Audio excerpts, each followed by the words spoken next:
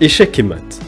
Tels étaient les mots essentiellement prononcés lors de ce second tournoi d'échecs organisé par les époux Marchal et l'espace culturel Victor Hugo, durant la seconde semaine des vacances scolaires de février.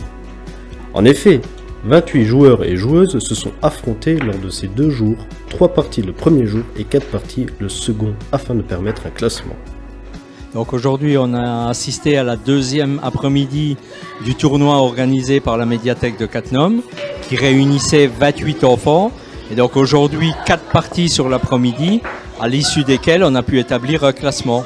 La première partie de ce tournoi s'était déroulée hier après-midi sur 3 parties. Tout comme l'année dernière, Da Cruz Simao fut l'heureux gagnant de ce tournoi, tandis que chez les filles, ce fut Martine Lohan qui arriva première féminine. Mais cet intérêt ne leur aurait probablement pas été inculqué par les cours d'échecs qui se tiennent tous les mercredis matins à la médiathèque, présentés par les époux Marchal du club GK 3000 de Garches. On intervient, mon épouse et moi-même, on intervient à la médiathèque tous les mercredis matins de 10h à 11h, hors vacances scolaires. Et là, cette fois-ci, pour les vacances scolaires, il y avait ce tournoi. Il y avait 28 participants, donc c'est bien pour faire un tournoi. C'est pas très nombreux, pas trop nombreux. Et les enfants ont été adorables, puisque entre les parties, quand ils ont fini de jouer, il faut qu'ils attendent la partie suivante. Et très souvent, ils sont bruyants, comme là un peu maintenant. Mais là, par contre, entre les parties, ça a été impeccable. Il n'y a pas eu besoin de les reprendre. Et même ceux qui restaient dans la salle restaient silencieux pour ne pas gêner les autres. Ça a été vraiment très très sympathique.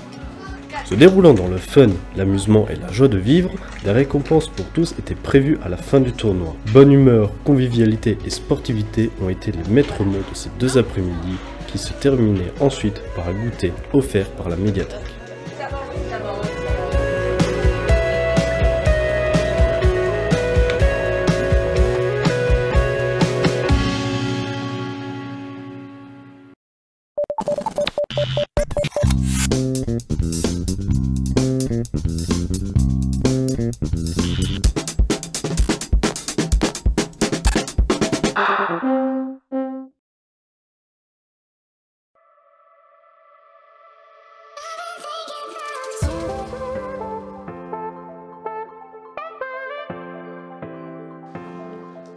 L'US Cattenom a une nouvelle fois organisé son traditionnel loto, qui a toujours autant de succès auprès des jeunes et des anciens.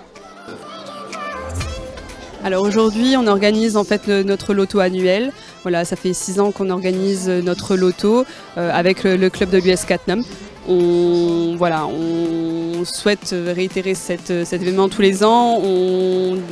On part d'ailleurs sur un deuxième loto cette année qui a lieu le 7 novembre. Côté organisation, elle est rondement menée par le club de football US Cattenom, qui a su mettre en lumière ses bénévoles tout au long de la soirée, mais également les produits du terroir et les commerces locaux. Alors, le loto s'organise sur plusieurs étapes. Donc la première étape, c'est tout simplement de chercher des lots pour qu'on puisse organiser une grille de cadeaux.